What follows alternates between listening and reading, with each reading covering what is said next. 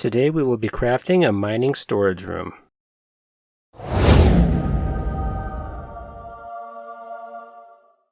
How are you today? Art Jeremiah here, and I'm back with another video about building a dungeon. If you want to regularly boost your tabletop crafting skills, don't forget to subscribe to my channel and hit the notification bell below, and then we can get on with this video. I picked up some supplies at the craft store, including some mini sticks similar to matchsticks, and a package of brass rods. These are relatively cheap and good materials to work with. If you check the description below, I have provided to you Amazon links of supplies that I've used in this build. If they are not the exact brand, I have at least found ones that will work just as well. So I've had a bit of green stuff sitting around for a while now, and I decided I better use it before the dog knocks it off my desk and decides that it's candy. If you haven't heard of green stuff, which you probably have, it is a two-part workable epoxy that most often comes in blue and yellow strips. Mixing the yellow and blue together will activate the epoxy. After mixing the two components together, you have a little bit of time before it dries, and it remains pliable so that you're able to mold it into whatever shape you need it. So it's really good for sculpting little details on terrain or miniatures. I keep a small container with some clean water close by. Keeping the green stuff wet will prevent it from sticking to surfaces like my desk or my fingers. I keep adding small amounts of the blue part to the yellow and mold it into my fingers until it has the green look I'm aiming for. There's not an exact science to this. If you mix a little more or less of each together, it will still activate and dry. After I'm happy with the mixture, I roll the green stuff into sticks. I've heard some people explain this as rolling them into long sausages, spaghettis, or cigars. Regardless of what you want to say, you get the idea. I then set these aside to dry. While the green stuff is drying, I'm going to start building some storage racks for the miners. I want them to be in scale to the miniatures, so I make some templates out of cardstock and compare it with one of the undead minions from my last video. If you haven't yet seen that video, feel free to click the link on the screen right now, but please stay for the end of this video before heading on over that way. I squirt some super glue onto a piece of cardstock and start gluing the mini sticks together into V shapes. The template wasn't working so well, it just did more harm than it did good, so I just eyeballed things, and in no time I had 12 pieces of wood glued into 6 V shapes. I decided to use the brass rods as handles on all the mining equipment that has been left in this room. Now, listen carefully. When cutting the brass rod, we want to pay attention to the cut the clippers make. Clippers tend to make flush cuts on one side, but not the other. The other side has more crimped, angular cuts. This will be an important thing to pay attention to when we are crafting the mining equipment. At this point in time, the V-sections have dried. Now, I just need to clip them all down to the right height. Forgetting completely about my failed cardboard template, which would have worked wonders here, I use various methods such as eyeballing it and using a pen to draw a guide onto the wood. And now that I'm scripting this, I know the best way would have just been to cut all the pieces to the right height before gluing them together. Speaking of gluing, the super glue wasn't quite dry, and I had a bit of a struggle with the V shapes coming apart. There was especially one section that just didn't want to stick. I eventually placed that piece on a parchment paper and squirted a good amount of glue on it. That definitely did the trick. And now, time to assemble the equipment racks by adding horizontal beams. I first attach a lower beam to the V shapes. This proved easy enough as I just laid a mini stick down, added some glue, and laid the V sections on top. I then clipped toothpicks to size and glued them to the top middles of the racks. Take note, right now these racks are laying on their sides. It takes a little finesse to get the toothpicks glued into place, but it will be worth it in the end. And then I glued the last horizontal beams to the lower sides, and we'll leave that to dry for a little bit while we go back to working with our green stuff from earlier. The green stuff is eventually going to be the metal parts of shovels, hammers, and picks. And yes, we are building them all from scratch. I don't know the various names of parts, but we'll be starting with the things that attach the heads of the tools to the wood.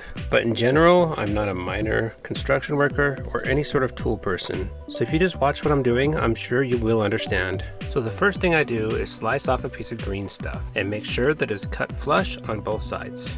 I use my hobby knife to sort of drill out one end of the green stuff cylinder. I do this just enough to hide the ugly end of the brass rod when I super glue the green stuff and the rod together. I do the same thing for all the pieces that will represent picks or shovels. The hammers are a little different, but a similar concept. Each cylinder will actually be the head of the hammer rather than the other thingy. I use a small hobby drill to make a hole in the side of the cylinder, and then glue in the brass rod. And that's an easy little hammer.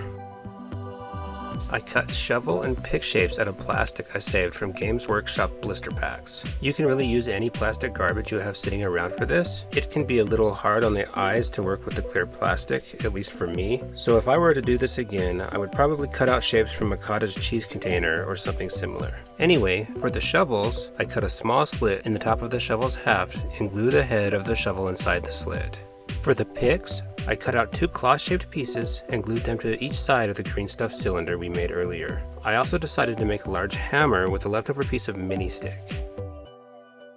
Okay, while our tools are drying, I decided to add a little more detail to the storage racks. So using the leftover green stuff sticks I rolled earlier, I sliced coin-shaped pieces and glued them to the storage racks. These are just decorative rivets, so no worries about placing them in the most useful spots. You may have noticed I also trimmed the rack's wooden segments some more. No idea where the footage went, but I'm sure you get the idea of how to do that. If you like what you're seeing right now, then like this video so we can get it out to more creators like you and me. Thank you so much. I added a rope to one of the racks by winding up some macrame hemp and super gluing it into the shape I was imagining. And that's really it for the rope, just one simple coil hung around the corner of a storage rack. Then I take my time gluing all the accessories randomly onto the racks. I don't want any of it to look perfectly in place, so I keep that in mind as I work. I ran out of black spray paint, so I pulled out my can of Liquitex Burnt Umber and carefully sprayed each piece so I didn't miss any spots. I affixed the smaller pieces to my board with some blue tack so I didn't spray them away and lose them forever. If you haven't tried Liquitex spray paint, I would highly recommend trying it out. Remember that I have Amazon links to supplies in the description below. The flow of Liquitex spray paint is perfect, and they even have a variety of caps for finer detail and broader coverage. The major selling point to me is that it will absolutely not melt foam. Even if you are not careful, and even if you spray up close, even if you just make a big puddly mess on top of styrofoam, Liquitex spray cans do not melt foam. Anyway, just figured I'd share that information. I let everything dry overnight before moving on to the next step. I just wanted to make sure all the super glue and spray paint cured before I was rough painting them. I painted these racks in a similar method as I would paint basic miniatures. I first overbrush everything in a coat of Territorial Beige Craft Paint by Apple Barrel, followed by a light dry brush of Antique White. This gave the wood an old dried out appearance with very little effort. For the next part, I water down some Vallejo black paint and black out all the areas I plan on painting with metal. This will later give contrast between the metal and the wood. I used slightly thinned down Vallejo oily still to paint all the areas that I just painted black. The accessories are really starting to come together at this point, but they are looking too new to be mostly useless items. I add some rusting to all the metal parts with some Vallejo mahogany brown and dark flesh. I just stipple both colors on randomly, and I don't even add it to all the metal.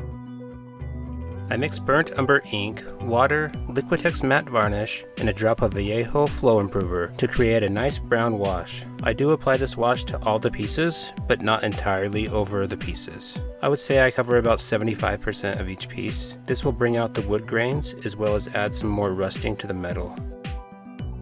I wanted to add a more neutral wash that will add some color to the build as well. I know that blue and brown make a dark gray color that is pleasing to the eye, so I mix some watered down blue ink into my brown wash until I'm satisfied with the shade. Pay attention as I apply this sparingly, probably over no more than 25% of each piece. I just wanted to bring out some details with a little extra shading and add some darker rust spots. These 2 tiles are the last 2 tiles in the cavernous part of our dungeon. I've already made the tiles, they just need to be painted. If you want to see how these tiles are made from start to finish, see the video I have linked on the screen right now. Anyway, I'm just going to time-lapse painting these tiles, and then we'll get on with the build.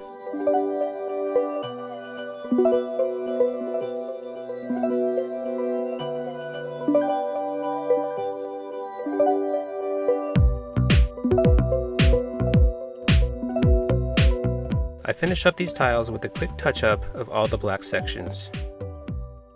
And finally, I attach the racks to the room with white PVA glue. I also hit everything with some spray matte varnish. This time I used Krylon matte varnish, but any will really work.